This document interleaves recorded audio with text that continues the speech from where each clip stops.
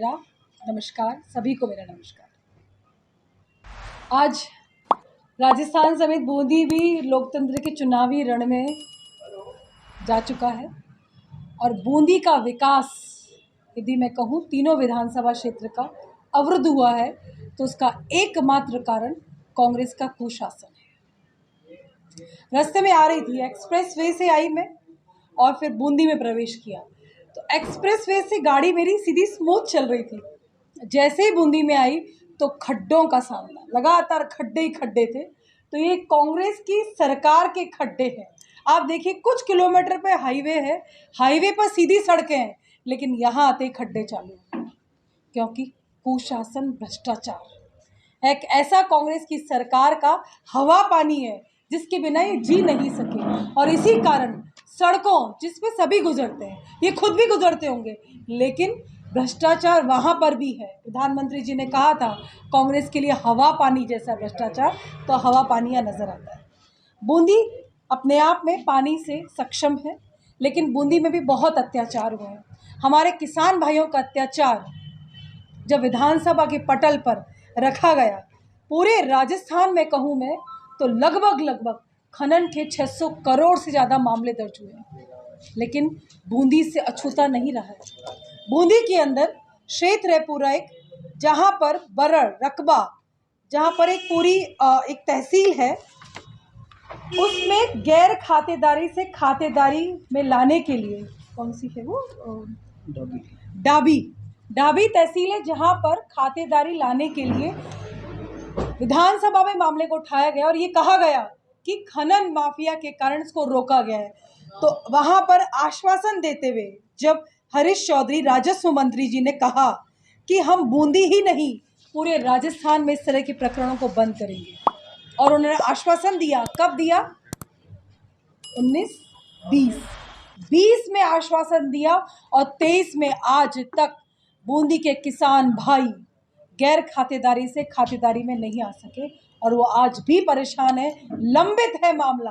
अटकाना, लटकाना और भटकाना ये कांग्रेस की प्रवृत्ति है। तो आज बूंदी की विधानसभा क्षेत्र के सभी हमारे मतदाताओं ने ये ठान लिया है, मैं कहूँगी तिल तिल के दिन कटे, उनके इंतज़ार किया उन्होंने कब लोकतंत्र का पर्व आए और कब हम अपने मतदान का उपयोग करें और इस भ्रष्टाचारी सरकार का खात्मा करें। हमारे विधायक महोदय कुछ कर नहीं सके क्योंकि कांग्रेस के कुशासन की बेड़ियों से बंधे हुए थे। हाँ, पड़ोस में अशोक चांदना जी बार बार अपनी सरकार के खिलाफ धरने पर बैठते रहे, भ्रष्टाचार के मामले खोदते रहे और हमारे कर्मचारियों को पीटते रहे।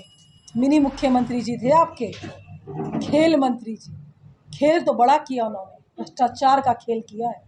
और अब बूंदी की विधानसभा के स्वाभिमानी हमारे मतदाता उखाड़ फेंकेंगे इन सभी कांग्रेस के कुशासन। और बात कहूँ मैं आपको तो देखिए, बड़ी गारंटियां लेकर आई है कांग्रेस की सरकार, वो 7 गारंटियां जिनका होमवर्क खुद कर न सके, जिसका होमवर्क ही कंप्लीट नहीं हुआ। क्या कांग्रेस की सरकार हमारे युवाओं को सरकारी नौकरी की गारंटी दे सकी? पेपर लीक सरगना को विदेश भगाने वाली ये कांग्रेस की सरकार पेपर लीक न होने की गारंटी नहीं दे सकी है, ना ये कह सके कि हम सरकारी नौकरियां देंगे, क्योंकि 1 नहीं, 2 नहीं, 3 नहीं, 17 पेपर लीक हुए हैं। और पेपर लीक होने के साथ साथ सरगना को विदेश भगाया।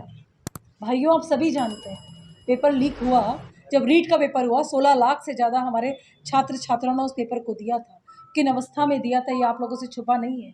1 मिनट लेट हो गए तो पेपर से बाहर। आपके शर्ट लंबी है तो कैंची से काटी उन्होंने, मंगलसूत्र रखिए, सारे जेवर उतरवा ली, नाक की नथनी उतरवा दी, उतार दीजिए, पेपर देना है तो। हमारे सभी राजस्थान के छात्र छात्राओं ने पेपर दिया और जब कहा, शिक्षा मंत्री जी कहते हैं किसी ने भी कहा कि पेपर लीक हुआ तो उसको जेल में डाल दो।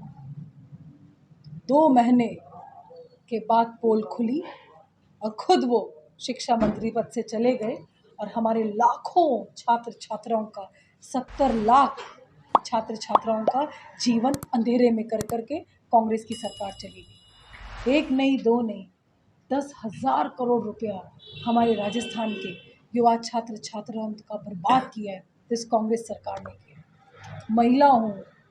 महिलाओं की बात करूँगी, आज आधी आबादी को जिस तरह से कांग्रेस ने अपमानित किया है, दरिंदगी से अत्याचार हुए हैं और सरकार चुप बैठी रही। और आप सभी बंधु जानते, विधानसभा में जब पूछा गया तो क्या बोला कि मर्दों का प्रदेश है, और उसके बाद के आंकड़े आप सब भाई बंधुओं जरूर देखिएगा। उसके बाद आंकड़े भयावह तरीके से बदले।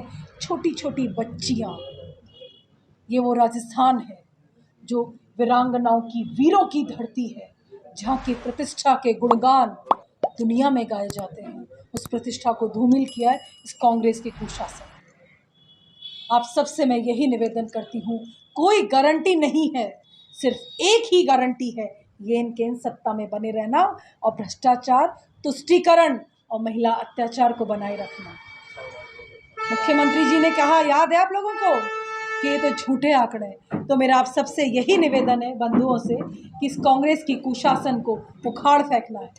आज भारतीय जनता पार्टी का संकल्प पत्र आया है।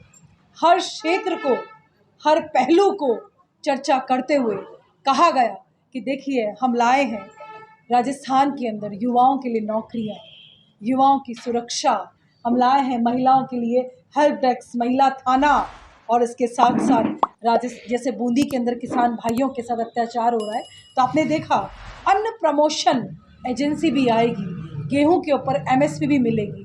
तो चौतरफा विकास, कृषि क्षेत्र हो, महिलाओं का हो, तो लाडो प्रोत्साहन योजना, लखपति दीदी जैसे एक प्रोत्साहन देने वाली योजनाएं भी आएंगी।